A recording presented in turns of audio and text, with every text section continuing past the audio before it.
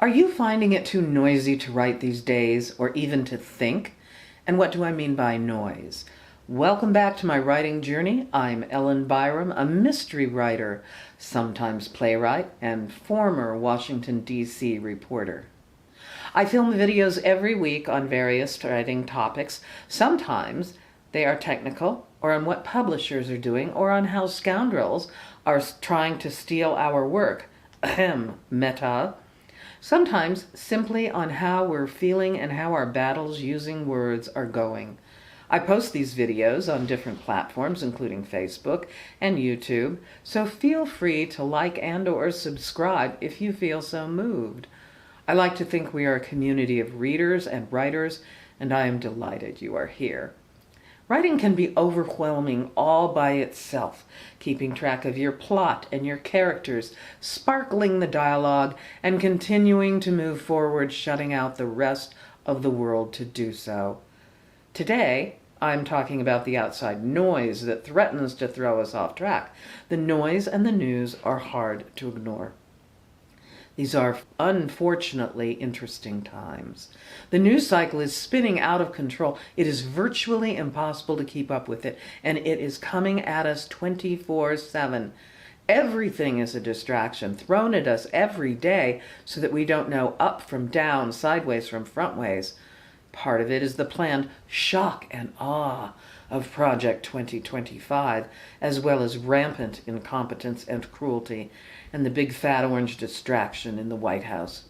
From desecrating the Kennedy Center and our precious arts to blotting out women and people of color from national websites as if we did not exist and perform acts of brilliance and heroism for this country, to Project 2025's latest attempt to delete millions of women from voting with their so-called SAFE Act. It is insidious and ongoing.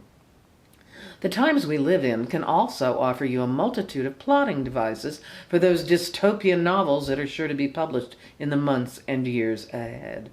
Are you paying attention? There are villains galore. With every heinous action, people are saying, I didn't think they meant that. I didn't think they meant me. Surely not. Surely they did. What does all of this have to do with writing, or the lack of it? A lot. It is part of Project 2025's plan to keep us unbalanced. I admit it is hard to write when you are viewing the maelstrom. I have found it very hard to keep writing, but I try and pen new words every day, even if it's simply notes on paper, and my characters keep nudging me. Hey, what do you think of this? I could say that. Or pay attention to me, we're at the climax. I've mentioned before in a previous video, we must limit our focus to 1 or 2 outrages a day.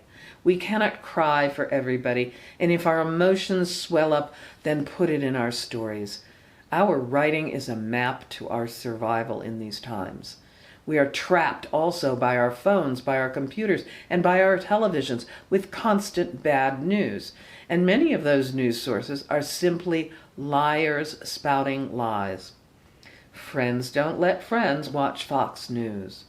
I predict that years from now there will be some sort of expert telling us how bad social media is for us.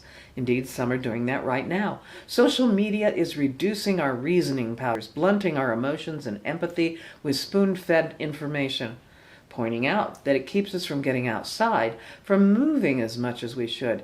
People are showing us now that TikTok and Instagram make young women and girls unhappy because they hold themselves up to impossible standards. There may be a time when social media will be shut off automatically if we watch too much. Until then, we need to limit it ourselves. Now take time to look at other people. Are they walking heads down, looking at their screens, and not lifting their heads to see the trees blooming or the blue sky?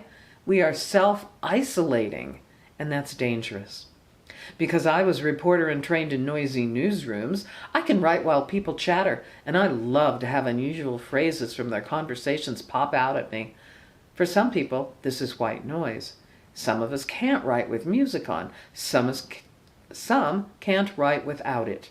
I like listening to Gregorian chant while I write. When I'm writing, some books require certain music.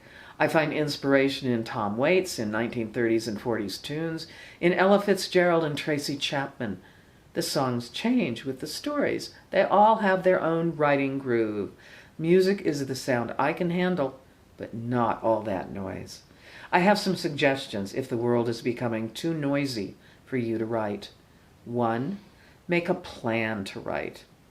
Number 2, cut off distractions. You can do it even for an hour or two. Try not to answer your phone or put it on Do Not Disturb.